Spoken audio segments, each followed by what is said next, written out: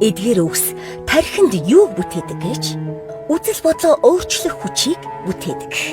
Сэтгэлийн эрүүл мэндэд тань анхааран туслах, амьдралын хүчийг нэвтрүүлэг эхэлж байна. Эрүүлэр радио 104.5 сонсогч танд лав гараг болгонд хүрдэг амьдралын хүчийг сэтгэл зүйн нэвтрүүлэг маань эхлээд бэлэн болсон байна. Бид нэр сар болгоны нэг дугаарыг сэтгцийн өргөлттэй холбоотой сэдвийг сонгон ярилцаж сонсогч тандаас ойлголттой дэлгэрэнгүй мэдээлэл хүргэхээр зорж ажиллаж байгаа.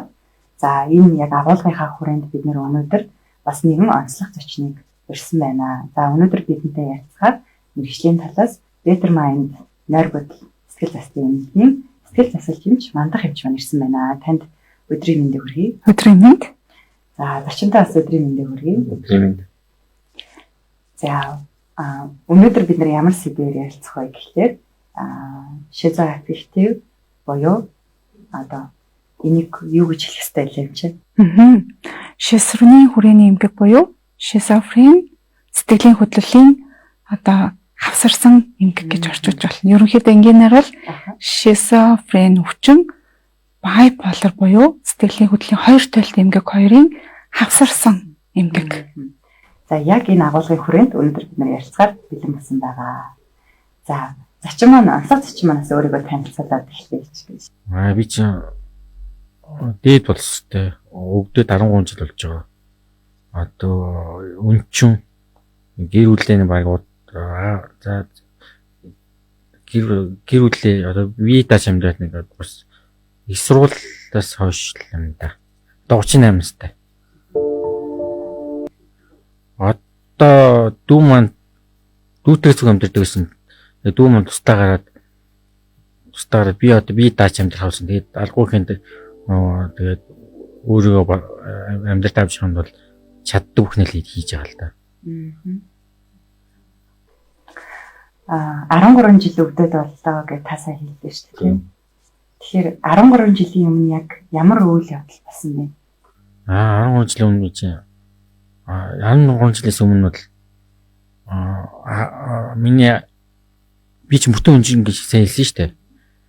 Ээж маань 10 жил нас бараад гинтийн цохол болоод дараа нь 2 дугаар курст аав маань нас бараад тэгээд сургуулаа төгсөөд нэг 2 жил ажиллаад би чинь бас тоолох дуртай. PC тоолох дуртай. Хэвээ чинь залуучууд байнга тоолдог гэсэн шүү дээ. Тэгээ гинт бас ажид ороод 2 жил ажлын хажууд гинт толомд онтоод хээрээс 3 толомд гүн донтод ороод тэгээд толомд онтоод гинт нойрг болоод тэгээд дээрэс нь бас би мутаалахаар манай хамаатан садны манайхаар их орж идэг байхгүй. Тэгээд тэр үед миний ойлгосноор манай хамаатны ах солонгост амьдраад манад ирээд нэг тэний солонгосын өвчнөд би амьсгал боогдоод нойрг болоод тэгээд донтоо тэгээд өчн болтгоо зөөр хүн гинт амьсгал боогд үхгээд дээрээс нойрг болцсон. Тийм л гэсэн. Тиймхүүл тэр үед чиний сэтгэл санаа ямар байсан бэл? Тэр үед тэгээд үхлээс хайгаад байдаг бүх имийг өгсөн имийг болгоны өгсөн битмин баахан хоолунд өөрийгөө үхлээс яаж аврахыг энэ баахан судлаа. Тэгээд баахан хэрэгтэй им тан гэдэг баахан им тан уугаа. Тэгээл гэсэн чинь гинтний өдөр манай ах их нар гинт шаарад нэвтэр би чинь анх сандраад энэ шоконд ороод. Тэгээд анх хэд чинь би үгүйсэн тэгээд юм бэл. Нийтдээ сэмүүтэд хэдэн удаа хөвтөж имжлүүлж байсан бэ? Одоо би чинь 2 жил өмжөөл нэвтдэг юм да. Ямар тохиолдолд эмнэлэгт хэвдэх болдог вэ? Эмэдэхгүй. Гэмэл нойр болчихсон шүү дээ. 2 жил ч юм уу. Заримдаа хэвцний нэг жил хэвцний дараа жил гэмт хав намар гэмт нэвтэн эсвэл 3 жилийн дараа нэг хэвтэн юм хүлээж янз бүр.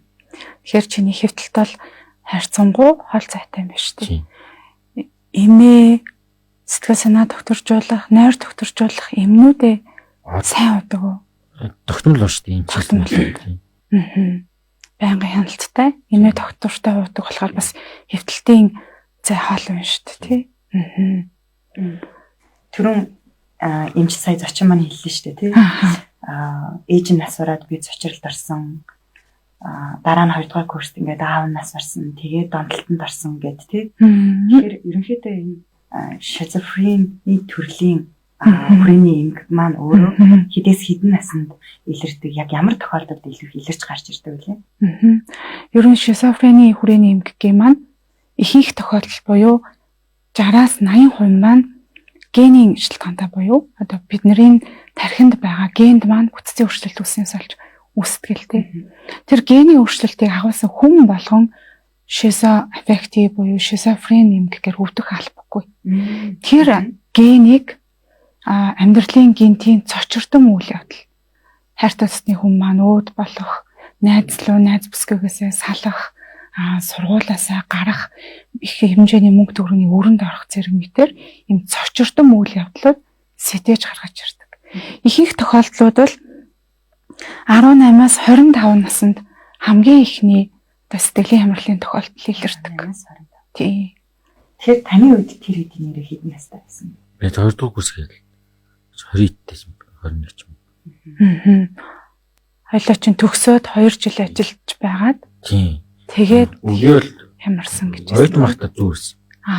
Одоо 2 жил ажиллаад тэгэл ажлын 2 дахь жилээс эхэлсэн гэхээр бас л 23 4 гэж яг гарч ирээд шүү дээ тий. Тэр үед нойр гутсан байсан байна. Дээрээс нь тоглоом дуртай байсан байна. Сэтгэлээр гунж готрох шинж илэрч байсан уу? тэрийг би ялж хэлж мэддэг шүү дээ. Бүх юм хэцүү, гунигтай. Тэр үед нэлээд хүндээс нь таавж насраад. Нэлээд хүнд байдаг л бас. Тэгэхээр сэтгэл бол гунигтай байсан байх нь тий. Тэр анхны эвтэлтийн үеэр босод хүмүүс харагдахгүй байгаа зүйл харагдаад байсан ч юм уу, сонсогдоод байсан тал байх уу? Хийм сонсдог юм байхгүй л та юм харагддаг юм байхгүй. Энэ одоо 10 шалтгаантай байдаг байсан. Нойруудээр дээрс нь гин амьсгал богдоод байсан байхгүй. Тэгэл тэр л гол айлж өөр юм байхгүй. Амьсгалч ерөөсөй чадахгүй байгаа юм шиг, яг үхэх гээд байгаа юм шиг. Шинж илэрдэг бахан тий. Тэгээ ер нь бол сэтгэл гутралтай хамт ер нь фобинууд буюу айдсууд сэтгэл түгшилт эмнэл зүгээр ер нь их хөвчлэн хамт явдаг. Дан ганц цэвэр сэтгэл гутрал илэрх нь ховор хөвчлэн түгшүүр. Тэр дундаа одоо амьсан тайлтай зүйл болчихгүй дээ гэдэг айдстай хамт яваад байдаг л та. Тэгэхээр эхний тохиолдол бол F25-ын нэг буюу одоо шизоаффективын сэтгэл гутралт хэлбэр анх эхэлсэн байх магадлалтай. Тэгэхээр та одоо жишээлбэл өөрийгөө би 13 жил үдсэн гэж хэлсэн. Та өөрийгөө тодорхой хэмжээний ямар нэг өвчнөд гэдгийг бол хүлээн зөвшөөрдөг гэсэн. Одоо тэгэл өөрөө байх хвч чи өөрөө хүлээн зөвшөөрч байна. Та онцтой санал нийлдэг бол би бол тэр нэрийн онш мэдхгүй. Шизофрен бүгд ийд шүү дээ. Хүмүүсээс асууад шизофрен юу гэж хэлэх юм. Бүгдээрээ л юм хэлмэ. Таны яг ямар байдлаар оншилсныг та санаж байна уу? Мэдгүй одоо чинь би чи юм мартамхаа болчихдог шүү дээ. Сайн санахгүй тийм боо юм болол нааш тааш юм уу. Имс мэдчихсэн би юм чинь. Ер нь ингээд 13 жилийн эмчэд үзүүлж явсан түүхийг харуул эм сэтгэл зүйн шинжилгээнд орж исэн үү? Тест бүглүүлээл, зураг зуруулаад, тоо бодуулдаг. Хөвдөж явах дунд нэг авсан баха. Өөрөв сонгуулаад авчихсан. Тийм. Тэр маань пат психологийн шинжилгээ буюу сэтгэл зүйн бүрэн шинжилгээ юм байна. Хүний энэ сэтгэл санаа гэдэг зүйл маань нөгөө тархины зураг буюу MRI, CT, тархины бичлэгт бол сэтгэл санааны хямрал бол харагдахгүй. Тэгэхээр тэр сэтгэл зүйн байдлыг илрүүлдэг шинжилгээ бол пат психологийн шинжилгээ гэдэг шинжилгээ хийгддэг. Тэр шинжилгээнд ийм 6 багц одоо сэтгцийн байдлыг илрүүлдэг сорилоос бүрддэг. Ойдогтол, анхаарал төвлөрөлт, зан төрхийн онцлог байдал, за сэтгэл гутрал, хөөрөл байна уу? Ер нь ямар хэв шинжийн одоо өвчин эмгэг байхаар байна. Стрессийн шалтгаантай асуудал байна уу? Эсвэл дотоод шалтгаандаа буюу сэтгцийн үндсэн өвчин байна уу? Алкоголын шалтгаантай солиорлын шинж байна уу гэдгийг нь ер нь нарийн мэргэжлийн эмчнэр уншаад дүгнчих боломжтой. Бичгийн зас дүүрэн эм шинжилгээний хариу гардаг. Тэр шинжилгээгээр л ер нь олон улсад эцсийн оншийг бол тавьдаг. Тий. Та мартамхай болдог гэдгийгсэн шүү дээ. Одоо сүүлийн 2 жил мартамхай болоод. Мартамхай бол. Жишээлбэл та өчигдөр болсон үйл явдлын тухай санах. Саналтай. Багийнхаа дурсан санаа. Шоконд орсон юм. Хүүхэд насныхаа тухай яриач гэвэл танд ямар нэгэн дурсамж одоо байгаа болов? Өнгөцгөн дурсамж юм да. Нарийн мэд марцсан. Та тэр дурсамжаа хаваалцаж байна. Багтаа тэгэл гоё лсэн дөө тэгэл манай аав чинь багтаа би чинь дураар өссөн гэхэд аав ээж намайг яадаг загиндгүй зоддгүй байла би чинь тэгэл ээж дуулуурт төвхтэйсэн өөрөө бие дагаад бүх хичээл юм ийждэг тэгээд өөрөө сооны ангид сурдаг байсан тийм л байсан. Ямар төрлийн хичээлдээ илүү сайн байсан бэ? Тэгээ IT-гаас сурч чадаагүй л дээ. Шалтай хөхтөө юунч бэлдээгүй тэгээд шүтээсийн 4000 хөхтөс 2000 ч гэсэн тэгээд манай ах зөвлөж юун дуртайсан чи компьютертэй IT-д болмоорсон чи хэвлийн технологи бол өөрийг л тэгээд сонгоод сурсан. Олимпиадад их оролцдог байсан. Физик албад дүүргийн албад орчихсон баха нэг удаа. Ер нь шизофрени хүрээний хүмүүс маань бусад хүмүүсийг батгах бол оюуны чадвар харьцангуй өндөр байдаг. Тэгэхээр тооны ухаан тэр логик сэтгэлгээ хийсэр сэтгхий шаардсан хичээлүүдтэй илүү төлөвлөгөө сайн гоц хүмүүс байдаг. Энэ талаар хийгдсэн кино хүртэл байдаг шүү дээ. Математикт үнэхээр гоц хүмүүс байдаг. Та тийм холбогдлолтой кино үзчихсэн байна уу? Маа үзчихсэн. Мобли шиг тавьсан юм чи үлэм.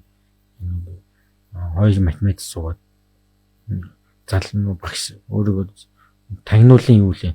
Өөрөө агуу тагнуулчлах гэдэг юм лээ. Тийм. Эхнэр багшилж хагаад завцтай эхнэр болоод эхнэр агуу математик юм бол өвчин ойлгоод тэгээд насан туршдаа хамтарч тэгээд. Та одоо яг амьдралдаа ийм зүйл би болоосоо гэж өөрийнхөө амьдралд хүсдэг зүйл нь юу вэ? Юу аавч маань бурхан болоогүй хамт хөдөлсөн болгоё байгаас л гэж бодож байна. Сүүлийн энэ 8 сарыг анзаарвал таны сэтгэл санаа хөвчлэн ямар байгаа вэ? Энэ жил жоо муугаа би 2 удаа хөвцөн. Яагаад хөвцөн мэдэхгүй. Нэг л сэн гутралд орвол яач 2 удаа хөвцөөр. Сэтгэл гутрал хашилтай. Монгол хашилтай. Хамар тэр амьсгалж чадах унтахад бичиж үзв.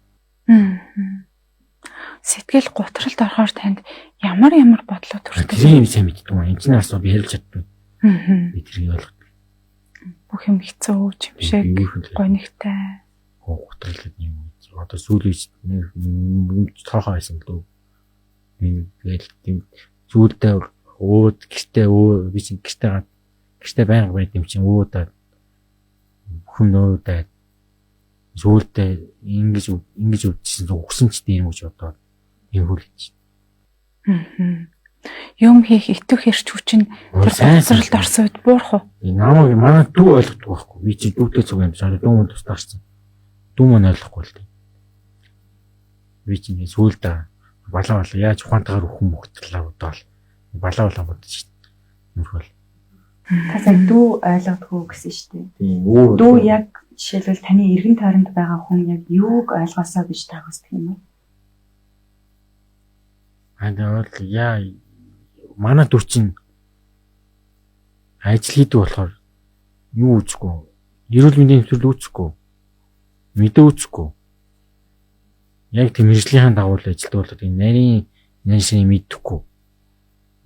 Өөр карьер хөвөд явцсан. Тэгээ өвчин талаар ямар ч гайгүй хүн л дээ. Тэгэхээр нам ойлгодуулж байна. ойлгохгүй байгаа нь танд яаж мэдэгдэх вэ? Амьдралын туршлахгүй гэх юм аа гэж чинь ямар ч туршлахгүй дөнгөж одоо 37 ортой хүүхэд болж байгаа юм чи. Тэгээ хүүхэд яаж би чинь 10 жилдээ ахыхаа хүүхдийг харж ирсэн. Тэгээ яагаад миний өвчин яагаад эмчнэр юу ярьж мэдхгүй байл та. Манай дүү юу шилдэг мэдхгүй. Яагаад намайг мэдгүй яагаад ойлгохгүй байна. Миний үүдлийг сайн ойлгохгүй байгаа шүү дээ. Одоо юу ч юм мэдгүй. Юу ч би цаалуулж чадахгүй. Би бол би нэг сайн ойлголоо гэдэг. Гэхдээ миний нарийн өвчин ойлгохгүй яг юу болоод байгааг ойлгохгүй юм л да. Би ч гэртээ бол яаж амьдэрдэг вэ гэхээр манай гэрч нэг ярилцахгүй тэгээ би хойлоо тоо хичээлээсээ бие даацуусууд үжрэл биенийхээ нарийн шинийг асуух за маа хийгээл дор мөхнөө өөртөө юм хийгээл би л дүүгээ боддог байна. Дүү таламжтай. Маш дүүгээс холж чадахгүй хөө. Тэгэл унт цагт унтуулаад нэг ярилцдаг байхгүй. Тэгэл бие даацсан тэгэл дуугаал ич. Тэгэл бүх юм өөртөө ичдэг тэгэл. Бие даасан хүмүүс юм байна. Ганцаардах мэдрэмж танд хэр төрдөг вэ? Ганцаард шүү дээ. Ганцаар ихтэй ганцаар амж. Би ч архин дурггүй. Архин дурггүй учраас нийлэмд орцох тэгэл хүмүүс чи яагаад айр хуугаад чи нойрт болчих юм шүү гэх тэр талаар хүмүүс мэддэггүй шүү дээ. Нарийн юм мэддэггүй шүү дээ. Айр хуугаад яаж яана тийм архин дурггүй нийлэх дурггүй бас багасаж ойжиг 10 жилдээ найстагаа гэртээ очиж хүдэрч тоглоод компьютер тоглоод байдаг шүү дээ. Салааныхаа 5 сайн найзтай тэгээд 10 жилдээ байнга тэгээд ойрхон талбай дээр сакс тоглоод байдаг шүү. Тийм хөл бас хүмүүс тарьцдаг байсан. Дүүн тусдаа гараад хэрэг удаж байгааг одоо 2 жил болж байна дөө. Өнгөрч та. Надад ийм асуулт байна л да энэ чинь сүүлийн жил эмнэлэгт ойрхон 2 удаа хэвцсэн гэж сайдч юм гэсэн шүү дээ. Тэгэхээр дүүгээсээ салж би хол ээж чадахгүй юм шиг надад мэдрэмж төрдөг гэж сайдч юм байна. Тэгэхээр магадгүй өмнө одоо амьдралд тохиолж байгаа шинэ зүйл бий болсон биз дээ. Дүүгээр амьдрахаа болсон байгаа нь магадгүй зочны маань эмнэлэгт ойрхон хэвтүүлэх шалтгаан байсан гэж болох уу? Ер нь бол стресс маань өвчний сэтэрлийг дахилт нэлээд нөлөөлнө л дөө. Ганцаараа байх, сэтгэлээ хуваалцах хөнгөө байх, сэтгэл маань таагүй духгүй байхад ханьгүй байх зэрэг маань улам сэтгэлийн хямралыг, стрессийг аргагшуулж, даймжруулах шалтгаан болох магадлалтай. Тэгэхээр стрессийн шалтгаантайгаар энэ сүүлийн жил 2 орхон хэвтсэн байх магадлалтай. Шизоаффектив буюу одоо сэтгэлийн хөдлөлийн 2 төрөлт эмгэг, шизофрени 2 хавсарсан эмгэгийн маань үед манай оролцогч залуугийн хувьд бол сэтгэл гутралын одоо тохиолдол нь илүү дамгаалдаг бололтой байна л да. Тэгэхээр сэтгэл гутралтай байгаа үед бас бусад үйлчлүүлэгчтэй маань хэлдэг үгтэй нэлээд төстэй санагдлаа. Сэтгэл өвдөхөөр ойлгодог хүн байдаггүй. Одоо ингээд хүмүүс харахад бол гар хөл маань бүтэн, дотор эрэгт маань эрүүл залуу хүн байгаад. Тэгтэл энэ тархин дотор явагдаад байгаа хэвийн биш бодол санаа, сэтгэлийн хямрал гэдэг зүйл хүний нүдэнд харагдахгүй учраас ихэнх гэр бүлүүд маань, ихэнх найз нөхдүүд маань ойлгодоггүй. Зүгээр байна. Яагаад ингэж байгаа юм? Битгий юм бодолтой гэсэн байдлаар ханддаг. Тэгэхээр ихэнх одоо сэтгэл хямрдаг хүмүүс маань ганцаардж байна. Намайг ойлгоосай гэж хүсдэг гэдэг зүйлийг хэлдэг.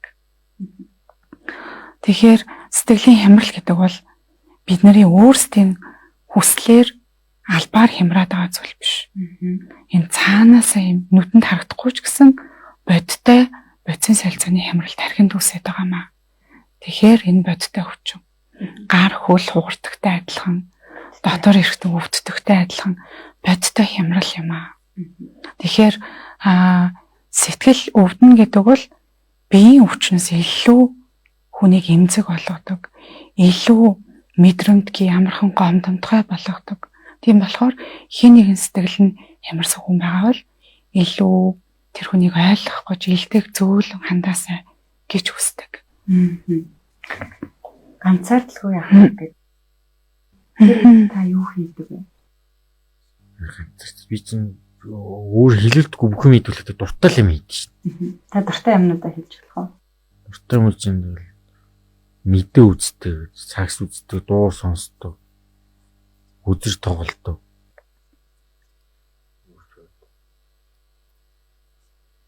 Иймэрхүү.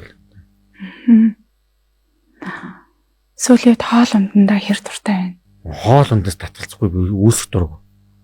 Энэ болоос дург. Би тус багталтай юм шиг байна. Баян толгойр гэдэг. Тус багталтай юм. Толгойр гэдэг чинь өөрөө л уцын болохоос үз тараалж чинь. Юм итгэхээр ингэдэг хамраа гинтэжсэн, хамраа яцсуулсан. Яа даралттай бас даралтын юм уух хэрэгтэй гэж ойлгоод. Тэгэл хоол үүлэн гарвал толгойр гэдэг гэсэн. Үгэлгээл бүх юм л хэрэгж. Сүүлээд юмд ер нь хэр санаа зовтгой байна. Төгшөөр мэдэгддэг үү? Дүүдээ санаа зовж ч доо хоёр дахь чимд доо нийт төрөлд нь хоёр дахь дүү маань дахиад яачихгүй гэл. Хүн жимсүн болгосон юм яадаг лээ. Юм бол унтж шít. Дүүдээ санаа зовдөг. Өөр танд санаа зовдөг зүйл байгаа лөө? Өөр санаа зовхгүй би гол нь дүүдтэй л санаа зовж. Одоо ч тийм мэдгүй. Дүүлтэл голооч. Юу ч би найс дүүтэл дүүгэл одоо яаж гээл. Та санаа зовж байгаагаа дүүдээ хэлдэг үү? Дүү мэдчихлээ гал гэдэг. Үйлдэлээр харж л байгаа л да. Байн үглэн. Байн ийм гэснээс эрүүл мэндийн тухай хичээл мичээл. Манай дүү чинь тамхитай татдаг. Тамхинаас яаж гарах марах гэл баахан шеэр пост болдог. Тэгэхээр дүү нь сэтгэлээр мэдэрдэг. Мэддэг байхна шүү дээ тий. Одоогийн цаг дээр хамгийн хэцүү асуудал юу санагддаг вэ? Юу хамгийн хэцүү байдаг? Хэцүү асуудал бол яаж удаан гэж бие авч явах вэ гэж боддоо шүү дээ. Үчнээ дордуулахгүй яах тийм хөл. Одоо яг доктортай ямар юмнууд бодог вэ? Энэ чинь лити гала өгдөг.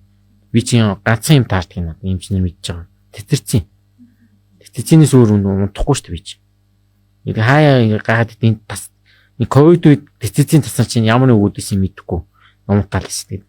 Би чи өөрөө эмчнэр чинь наад групп сонгоч чинь наад тэтэрцэн гэдэг үү чинь заавал наа толгоноос авч хийлээ.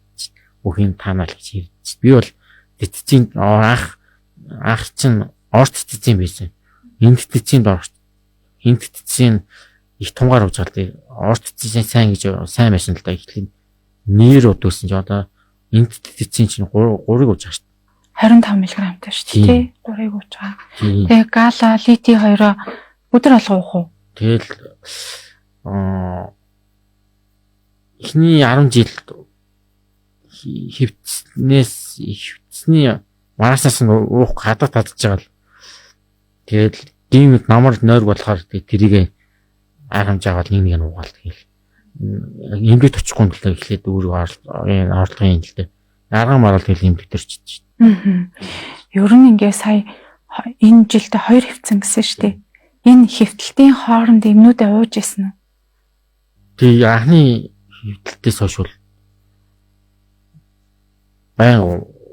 ийм марч байн уусан л та. Би тар байсан л та гэсэн. Сонсон болооч ямар гал байн үе нойр болох гал тасралтгүйсэн л та энэ жил. Үнэхээр тэгээд одоо 3 тэглээс суугааг байгаа л гал идэ 2. Тэтэрцэнэ болооч байгаа. Тэтэрцэн байг юм л та. Сэрүүл тавьж миний сэрүүл байг орны үзээс. Тэгэхээр эмээ аюу сайн уудаг юм байна. Маш сайн өөртөө хяналттай явдаг юм байна. Эмээ аюу сайн уудаг учраас хэвтэл харцсангүй цөөхөн. Ер нь бол ажиглахад одоо шизофрени хүрээний эмгэгтэй хүмүүс маань хавар намартаа ч юм уу жилдээ 1-2-4 удаа хөвчлэн тагшиг ажиглагддаг. Харьцангуй манай зочны хувьд бол дахилтан цөөхөн. Энийний гол яаж ингэж дахилт цөөхөн байна гэхээр эмээ сайн удаг, хяналтандаа сайн үзүүлдэг. Тий. Сар бол 2 үзүүлдэг. Тий. Хизээ ямар эмээ яаж явах вэ гэдгээ өөрөө сайн зохицуулцдаг. Аль нь надад тохирдгүй гэдгийг мэддэг болсон. байгаа нь тахилтаасаа сурчлан сэргийлэхэд сайн талтай шүү. Зарим тохиолдолд хучлаарай.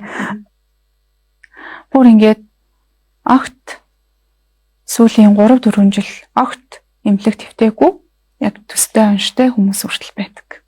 Тэр хүмүүсийн нууц нь бас л эмээ доктортой байдаг. Тэр галопридол, лити, цэцэрцэн ер нь гуруулангийн зэрэг багхан шиг тунгаар уух нь тахилтаас аягуулсан урьдчилан сэргийлдэг шүү. Тий. Би зочныхоо яриаг бас таны яриаг сонсоод эргэн тойронд байгаа хүмүүс нь тэр сэтгэл санааг нь ойлгож, сонсож, аль болох ярилцаж хуваалцахыг хичээх ёстой юм байна гэсэн бодлол төрж ин л тий. Заавал юм анштаач гэлтгөө ер нь сүүлийн үед биднэрт хамгийн татагдаад байгаа зүйл тэр тий. Нэг анхааралтай сонсох, нэгнийхээ сэтгэлийг нь санаа тавьж асуух тий.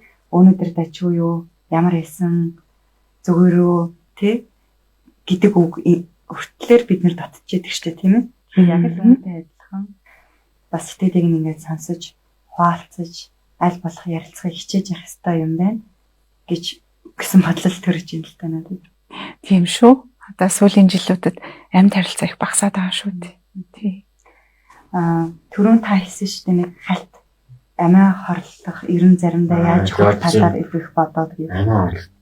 Баг тийм л дээ. Яаж тий удаан хэд гарч удаан ийм амьдрал яваад гарч тийм математик логик ухаан яаж ухаандах гэж боддог болчихсон юм шиг. Би чи ийм уу дуртай. Иймний бас дуртай юм шүү. Ийм уу байсгал юм. Манай дөөлөгдгүй. Би чи харшилтынхаа юм хавар 100 заавал уух шаардлагагүй бол хамар өтер унцдаг гэж ундаашилтай. Сарын дотор өмнө одоо сүүлийн 2 жил 3 сар дотор нэг харшлын туслахыг гэдэг чинь хүндэрсэн үед тийш хийлгэж байгаа. Өөрийн хэлдэг. Та хизээ нэгэн цагт өөрийгөө гэмтэх үйлдэл хийж байсан уу?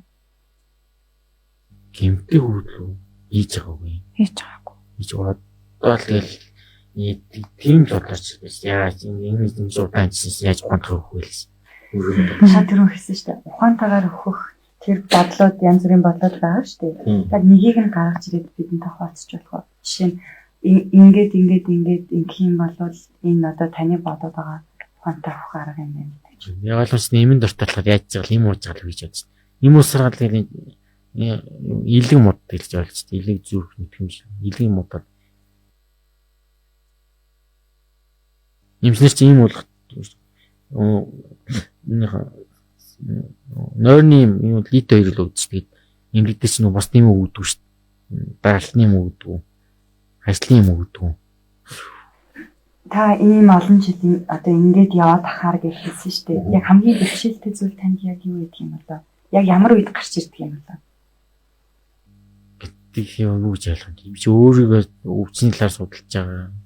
Юу тайлбарлахгүй. 13 жил. Тэгээд 13 жил жирийн шиг амьдарч чадахгүй болж байгаа хүн дээд чинь. Та жирийн хүн шиг амьдарч чадахгүй гэдэг. Гэр бүлтэй болж чадаагүй гэж 38 хүртэл гэр бүл болдоогүй. Мэтэн тайч үзээгүй. Ийм хүүхд гаргаж үзээгүй. Тийм. Тэр нь танд ямар санагдах вэ? Өөр хөлтөл бол би гоё жирийн хүн шиг гоё хинэр хөвгтөд болох юм шүү дээ. Тэгэл өөр ажилттай анх ажлыг олдог гэсэн ажлыг олдог гэсэн одоо ажлыг олдохгүй тэгэл мөнгө олох төлөө юу ч хамгүй хийх хүсдэг шүү дээ. Энэ төрлийн онцтой хүмүүс гэр бүлтэй болох тохиолдол.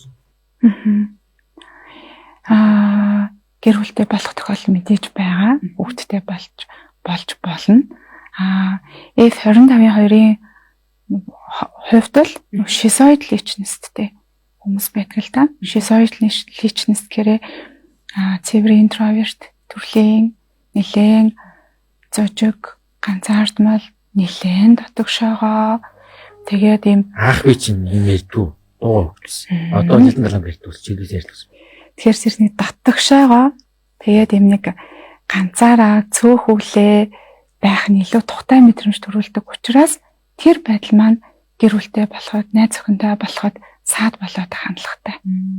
Түүнээс биш л нөгөө эмээ эмчилгээндээ хамрагдаад эмчийнхаа хяналтанд байгаа тохиолдолд гэр бүлтэй болцсон, хүүхэдтэй болцсон хүмүүс бол зөнгөө л байдаг шүү дээ. Одоо бол тэгэхээр та өөрийгөө одоо нээлттэй. Би дэлэн даалга ярьдаг болсон юм чи шинуухай байсан. Үсэн юм асуулт нь бол дэлэнгүй ял. Анх чинь тэгэл тойрол чардал ингэдэг тэгдэг л нуугаал. Та таалагдсан эмэгтэйтэйгээ харилцаа тогтоох оролдлого хийж ирсэн юм. Үржлийн талаар аагүй үнгээл. Зүгээр би сайн гэж нэг хэлж үтсэн юм тийч таагүй л дээ. Одоо ингэ таалагдсан эмэгтэйтэйгээ яриа өрнүүлэхээр үржлийн анхны аагүй л дээ. Үүш мэдгүй шүү дээ. Яаж ярьцдаг юм. Үүш мэдгүй юу асуулт юм. төгшдөг үү? Төгшдөггүй төгшгүй. Одоо л сайн жилүүд ярьчих. Үйл талаа. Юу ч хамаагүй ямар ч хамаагүй зүйл. Нааша нэвтрүүлэгт оролцохоор эрэхтэй төгших мэдрэмж тань төрсөн үү? Төрөөгөө. Нааша явж байхдаа та юу бодож исэн бэ? Энийг бод зүгээр л эфирт зартууд орж үзээл гэж бодчих. Зархтаагаар орж утсан чинь яг одоо танд ямар мэдрэмж төрж байна? Яг хүмүүс ойлгож л наадад гоё л. Танд яагаад гоё юм бэ? Өөрхөн талаар ярьж байгаа юм чинь хүмүүс мэдж авч байгаа. За, гэр бүлийн радио 104.5 амьдрал өгч сэтгэл зүйн нэвтрүүлэг сонсогч танд хүрч байгаа. Тэгээд бид өнөөдөр Better Mind найргуудад сэтгэл заслын сэтгэл засалч юмч андах юмч маань хүрэлцэн ирсэн байна. За, мөн бидний онцлог зочин байгаа. Өнөөдрийн онцлог зочны маань хувьд F25-2 буюу шизофрени хүрээний эмгэг сэтгэл готролтой хавсарсан маш гэж хэлээд байгаа тийм ээ. Сүүлийн үед бас бид bipolar гэдэг үгийг маш их мэддэг болсон. Энэ хит их хөөрөл их байх, эсвэл хит их готрах гэдэг энэ шинж тэмдэг ээлжлэх тийм ээ. Тэгэхээр энэ шинж тэмдгийн маань одоо хавсарсан онцтой зочин маань бас бидэнтэй ярилцж байна. Тэгэхээр таны хувьд одоо хүмүүсийг өөртөөгөө яаж харилцаасаа гэж та хүсдэг вэ? Би чинь ажил дээр гарч үзэх болохоор сайн мэддэг.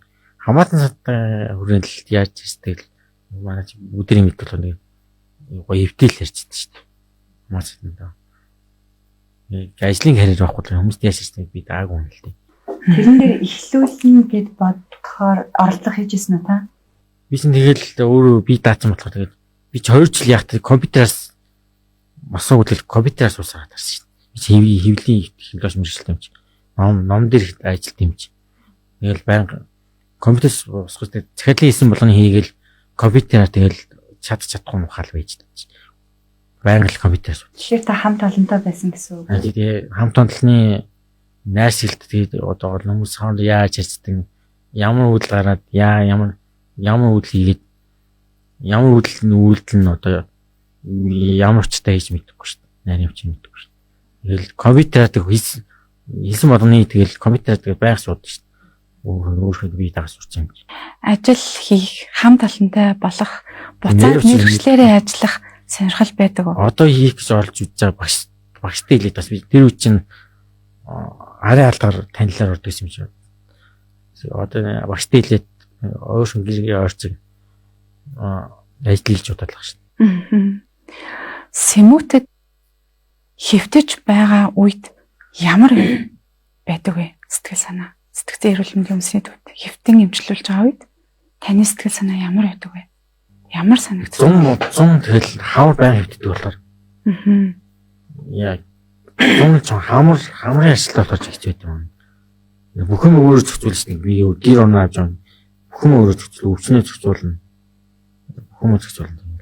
Тэгвэл стресс болоод л өчтэй биш бодож. Хаяа таны энэ хөвтөлтүүдээс нэг л мэдхэд хөвтцсэн байсан. Яаж яваад хизээ хөвтсөн мэдхээргүй. Тийм тохиолдол байсан уу? Байгаа. Ядаргаанд орд юм уу? Дээрс нь сэтгэл зүй зэрэг хавсарт юм мэдгүй. Би чинь гэртээ зүгээр сууддаг шин. Хоолой юм өөр хийхдээ хувцсан руугаа би бүхэн л өөр шин. Тоглолно гэл бүхэн юм. Ааха. Энэ бас манай зочны манай шин хүрээнд бас нэг сонирхолтой шинж тэмдэг илэрдэг. Ухаан зүтчлэн балардах шинж гэж илэрдэг. Орцоор онроиднд орох. Энэ нь юу гэсэн үг гэхээр түр хугацаанд энэ бодтой байгаа орчноос тасраад өөр орчинд очсон юм шиг, сансарт нисэж байгаа юм шиг, өөр оронд очсон юм шиг, эмнэлэгт биш халуун оронд байгаа ч юм шиг юм орчин солигдоод өөр орчинд очсон юм шиг юм одоо шинж илэрдэг. Тэгэхээр энэ F25-оор уншлагдсан хүмүүсийн маань хэлдэг зүйл маань нэг л мэдгээд твцсэн байсан. Мэдхгүй яагаад твцсэн? Нэг л мэдгээд твцсэн. Гэдг нь яг тэр үеэрээ ухаан баларталтын байдалтай байсан баг магадлалтай байдаг. Зочноосоо би бас их асуусан тий. Яагаад твцсэн бол санаж гин үү? Тэр юу болсон бол мэдэхгүй гэдэггүй яг тэгэж. Тэгэхээр тэр үеэр тэр ухаан зүтчлэн балартах шинж илэрсэн байх магадлалтай гэж таамаглаж байна. Одоо архиусан хүмүүс бол тасартлаа байна гэж байдсан шүү дээ. Тэгээд тэр үйл явдлаа самдгүй гэдэгтэй л төстэй гэсэн үг. Тий, ер нь бол ухаан тэрийг одоо жишээл та хэлж штэ халуун оронд байгаа ч юм шиг, шалгуу цансарт байгаа ч юм шиг гэж ярьжсэн гэхлээр эсвэл тэрийг хагас сутаа сана. Ер нь бол хагас ойгууд л үсдэг. Зарим нь санахгүй, зарим нь санана. Тэгээд орчин нөхцөлийн хувьд бас юм хоёрдмол байдал үүснэ. Та яг одоо хаана вэ гэхээр нэг бол эмнэлэгт, нэг бол би одоо сансарт нисээд явж байна гэдэг ч юм уу. Яг хаана байгаа вэ гэхээр юм хоёрдмол. Тэгэхээр эмнэлэгт байгаа санана, сансарт бас сайлт нисээд байсан шиг байснаа санана. Энэ дээр хүртэл юм онцгой содон тохиолдлууд гар хийсэн кинонуудаас их байдаг шүү. Тухайн зүтчлэн балартаад өөр орчинд ороод та бодит амьдрал дээр аюултай үйлдэл хийгээд танд тийм тохиолдол байсан уу? Хин нэг гинтэг гэж олдож ирсэн ч юм уу? Хин нэг гинтэгцэн би юу хүнд гар үздэг вэ? Бодол орж ид тийм үүдлийг хийж бодчих тийм гинт уур тиймэр хүмүүсийг дуурайж байгаа зохиож үдмээр санагдал. Тийм бодлож үүдл хийгдүүлдэ. Тийм бодол орж ид тиймэр санагдав. Толгойд албаар таны бодлыг хэн нэг мэдээд байгаа ч юм шиг. Тийм байхгүй. Эсвэл хэн нэг нь танд албаар юм бодуулаад байгаа ч юм шиг.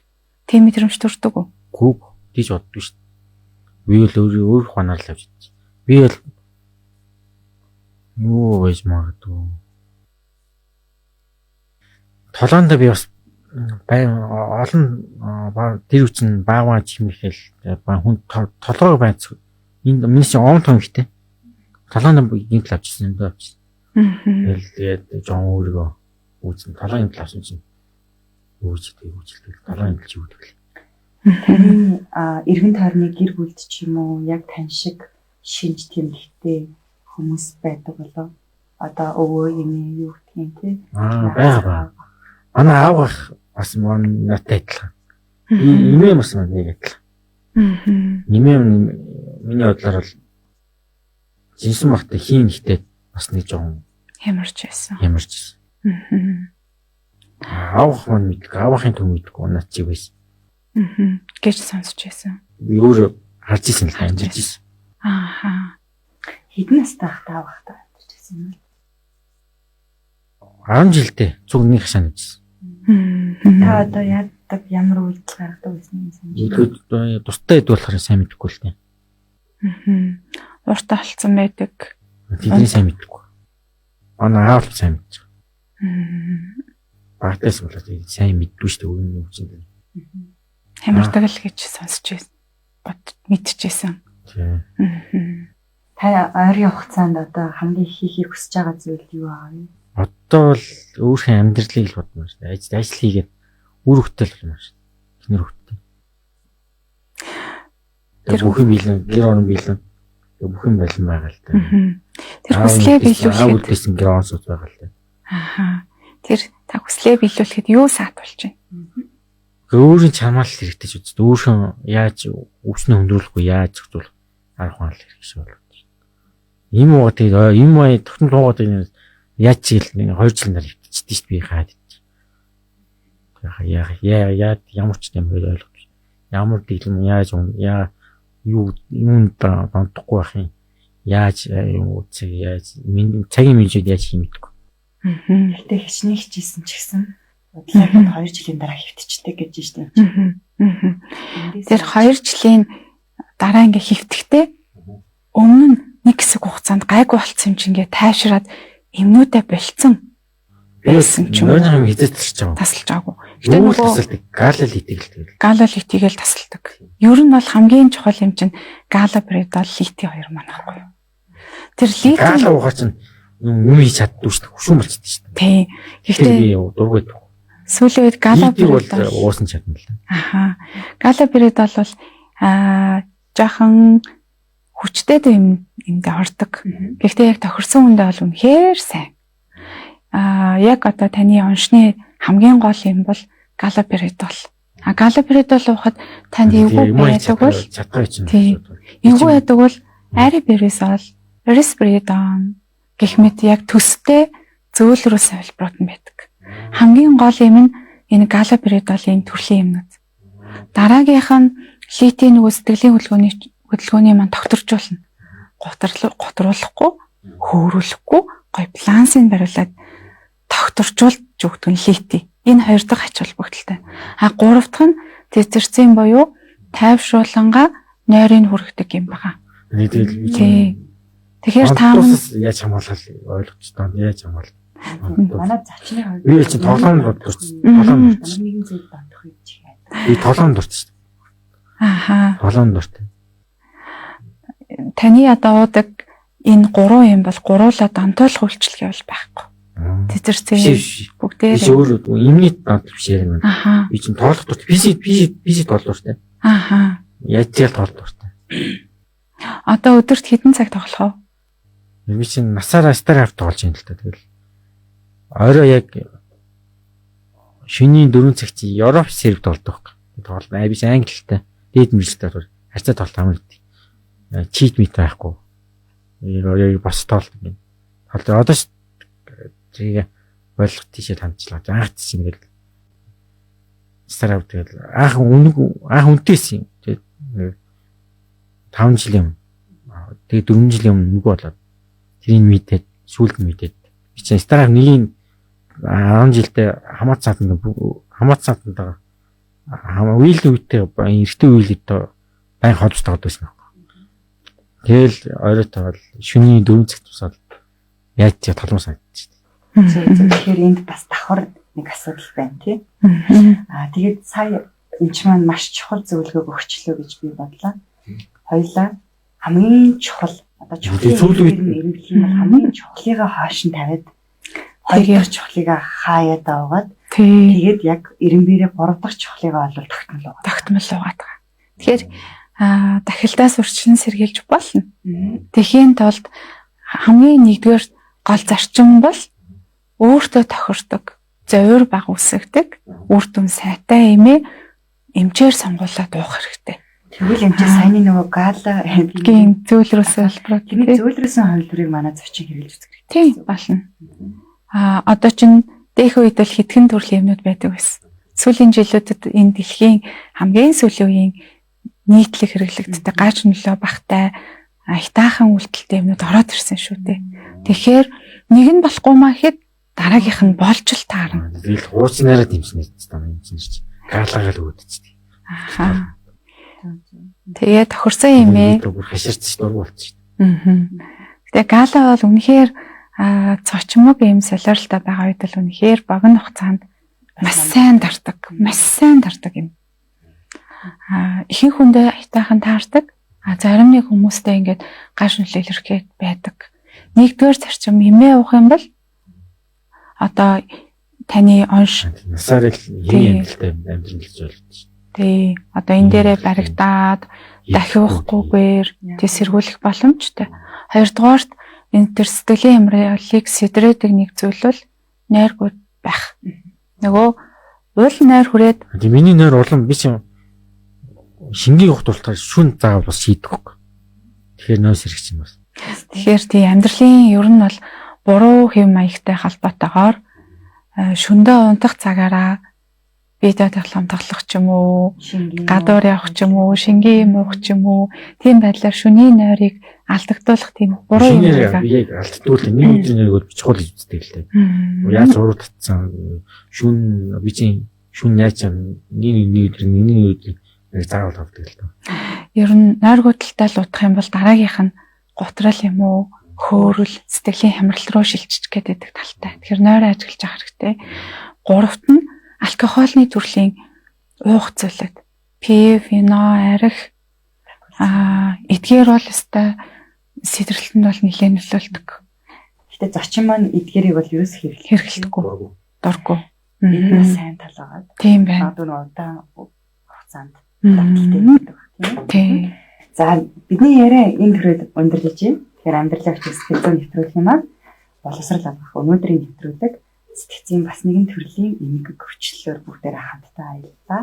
Тэгээ өнөөдөр бидэнтэй ярилцсан онцлог зочиндоо бас маш их баярлалаа.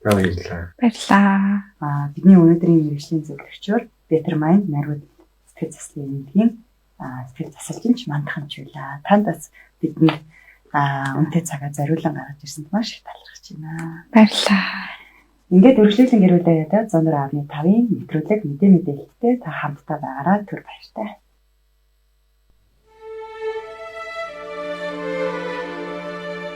Ирээд буцах богинохон цаг хугацаанд хамгийн түрүүнд өөртөө таалагдж амьдр. Тэгж байж л өөрийгөө ч бусдыг ч хайрлаж чадна. Сэтгэл зүйн боловсрол олгох амьдралын хүчийг нэвтрүүлэг танд хүрэлээ.